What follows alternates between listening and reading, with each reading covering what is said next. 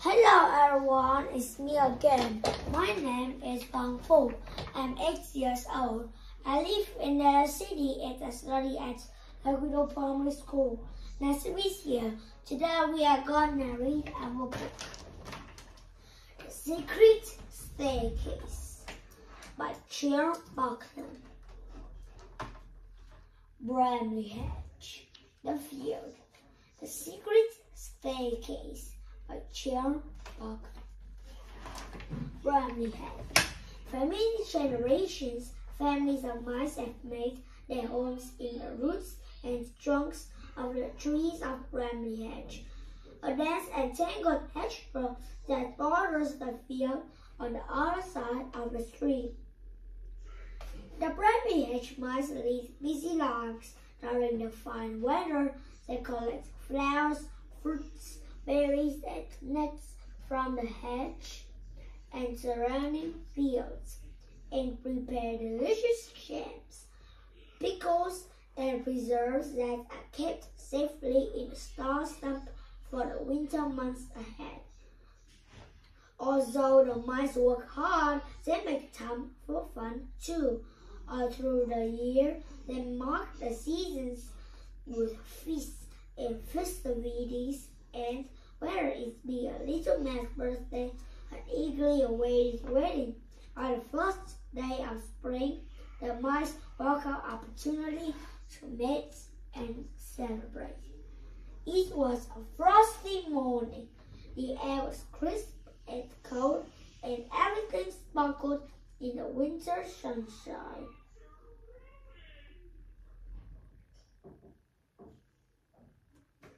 The little mice hurried along the path and turned up their collars and blew on their paws in an effort to keep warm. "Merry midwinter!" panted Dusty Dogwood, scurrying past Mr. Apple and the Total Flax children with a huge covered basket. Mr. Apple and the children were busy too, dragging great sprays of holly, trails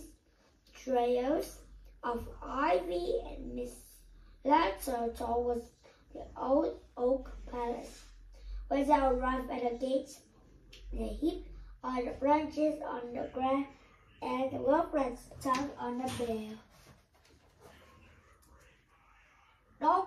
Lord Woodmouse and Primrose started to open the door. "Here we are," said Mr. Apple, mopping his face. "Do you want it all inside?" "Yes, please," said Lord Woodmouse. "We will start by decorating the stairs." Eagerly, the children pulled the branches over the polished floors and skated their way into the great hall. "Are you two ready for tonight?" asked Lord Woodmouse. Primrose and Wilfred exchanged glances.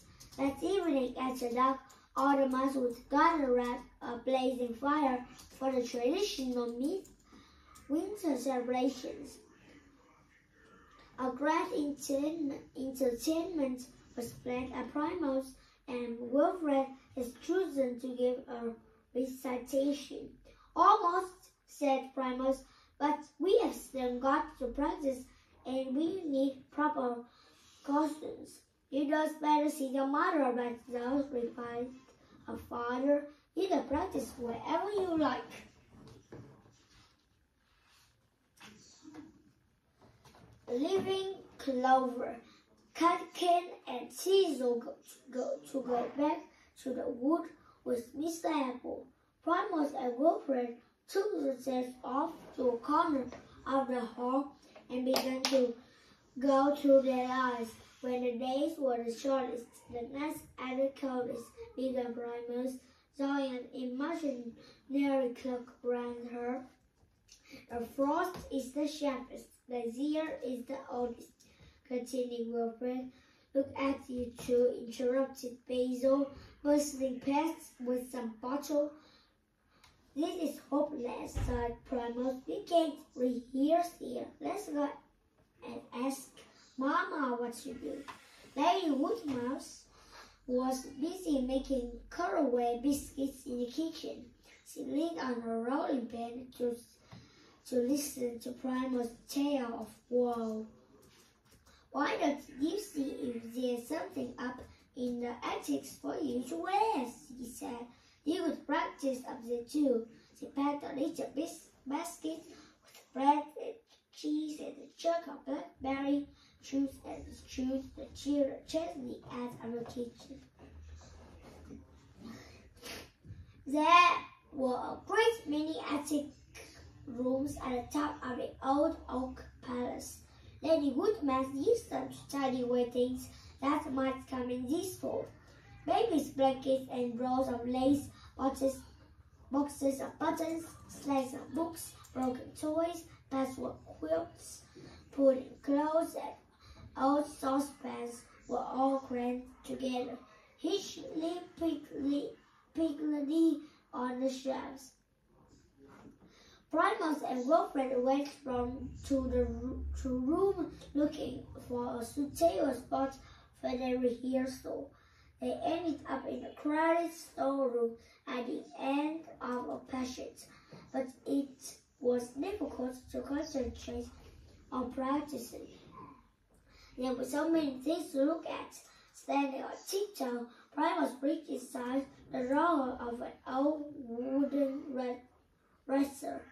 In it were some bundles of letters tied up in a pink ribbon, but she couldn't read the writing, and as is rude to read other people's letters, she put them back.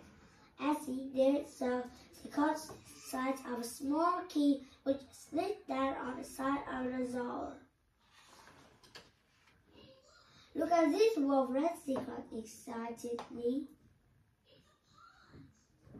Let's see. Oh, it's only an old key, said Wilfred. Is it time for lunch? Primus said nothing, but she slipped the key into a pinafore pocket before sitting at the picnic on the floor. Do you think this would make a cloak? Said Wilfred. It's made form of bread and cheese. He said he had seized the end of a long green curtain and winding himself up in it. As he turned towards Primus, he caught sight of a small door hidden behind his post. Where does this go to, Primus? He asked. I don't know, replied Primus, scrambling over some boxes. As it opened, Wilfred pushed. The door was locked. He peeked through the keyhole and saw another flight of stairs on the other side of the floor. It's no good, he said disappointedly. We can get in. If there's a keyhole, there must be a key, said Primus. I think I have it here.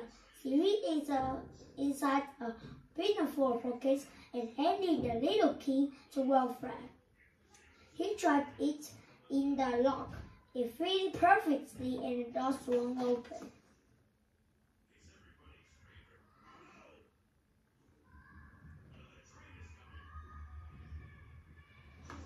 They found themselves in the dark paneled hall at the foot of a long winding staircase. The stair carpet must once have been beautiful, but now it was tarred and covered with dust. No one had been up here for years and years, whispered Primus. Shall we see what's at the top? Wilfred nodded. So up the stairs they went, ran and ran. Primus kept close behind Wilfred. She couldn't help feeling a little nervous. Suddenly the stairs came to an abrupt end. There was standing yet another hall, and there was yet another door.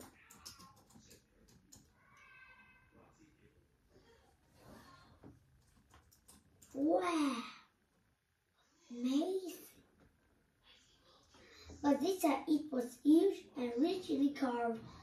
They went up to it and Wilfred gave it a push. As the door opened, the children stared about them in amazement.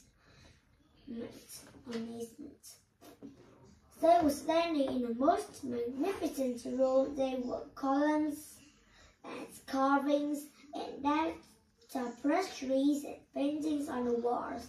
In front of them, Two golden chairs stood on a little platform. Everything in the room was covered in dust and air, smelled musty and sweat. "Where are we?" asked Wilfred. "I don't know," whispered Primus. "I've never been here before." They tiptoed across the floor, leaving footprints as they went. "Maybe our ancestors lived here in the olden days." "Primus," said Wilfred, gazing at the imposing portrait. "Let's clean it all up and give it as our house," said Primus. "You could keep its secrets and come up here to play." As he spoke, she opened the cupboard and found it full of eggs. "Wilfred, look at these! They are just right for tonight." A door at the end of the room led into a nursery. There was a catapult caught near the window, and all sorts of dust-covered toys were on the shelves.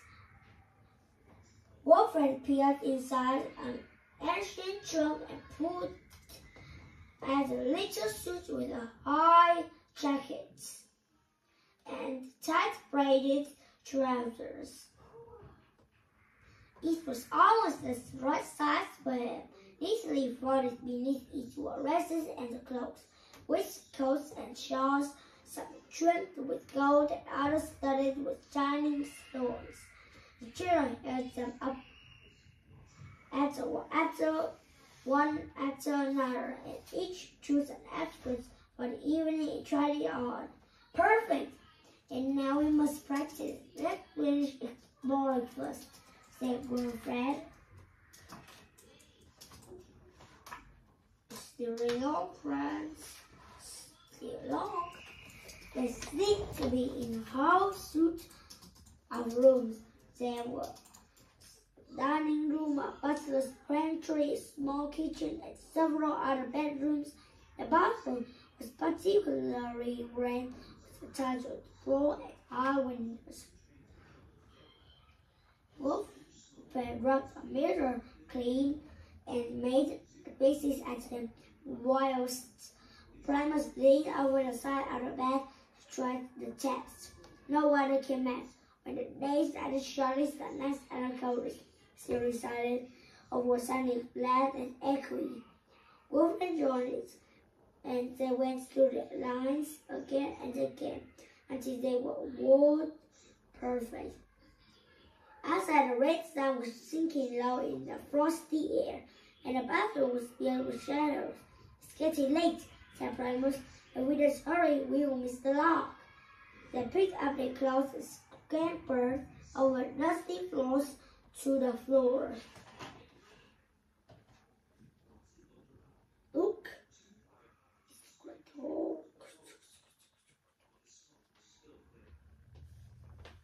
I wonder where's the attic.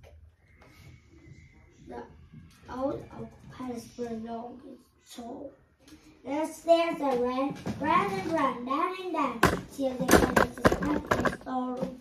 They locked the door with the little key and replaced it in the door.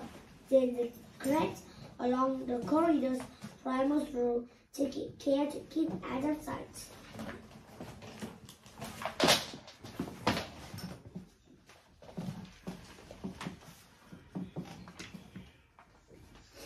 Primus opened a window. They could just hear the caroling of the mice as the midwinter log was pulled along the hedge. There was no time to change, so they threw on the cloaks to hide the costumes and ran to join the grass at the palace gates. Mr. Apple and Dusty Dogwood headed the procession. Lanterns at high. Roasted chestnuts east the one, past the cups along the line, gathered round the lobber's bright. This one must just in such a night, saying the mice as the log came into view. Teasel, Clover, and Catskin was perched on the huge branch, and as it was raised up to the palace gates, Primus and Wilfred scrambled up behind.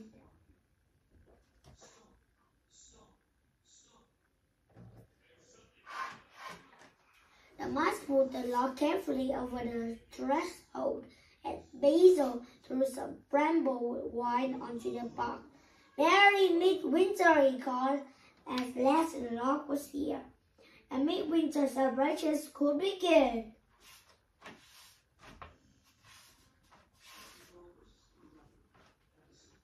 A fire had been laid ready in the hearth of the great farm, and the log was brought onto it. Everyone was handed a cup of steaming punch. Old Mrs. Eyebright was to light the fire at the end of a burning taper. "2 summers," he announced, and Mr. Apple stooped to help her thrust the taper into the fire. "2 summers," echoed the mice. The bright flames lit the mossy bark, and soon the log was ablaze. The mice helped themselves to supper, which was spread on the table near the fire, and Basil refilled the cups. "Why don't you take off the cloak, dear?" said Lady Woodmouse. "It's very hot here by the fire." "Not yet, Mamma," said Primus, "as they are a bit chilly." When they had eaten, they could, but they drew the chairs up round the hearth, and entertainment began. Mr. Apple made a few shadows on the wall by standing in front of the fire. He made a shape of a weasel with a mean little eye, and a snake's head. A fox, and with the aid of a curtain, a bat. The little mice squealed and laughed. Next, Basil played a trick on his fiddle, and Dusty did some conjuring tricks. Then he tried to pass a crabapple right round the circle, holding it. The woodmouse told stirring tales of old times. Primus and Wilfred nudged each other. Everyone did turn and did, as last Lord Woodmouse said, "And now, Primus, what are you?" "What clothes?" The children jumped up and took their places in front of the fire. Drawing the cloaks closely around them, they began.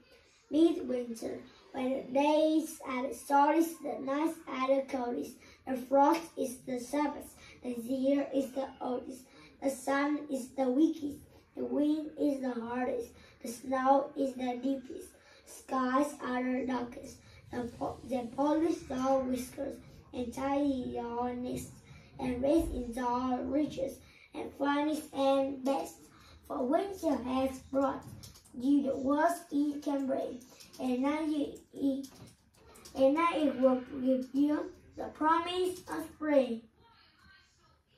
Primus and Wilfred threw off their cloaks and bowed their heads with a flourish. The audience gathered to see beautiful clothes which sparkled in the firelight, and then clapped and cheered louder than ever. The applause went on for so long that Lord Woodmouse had to ask them to do it all over again.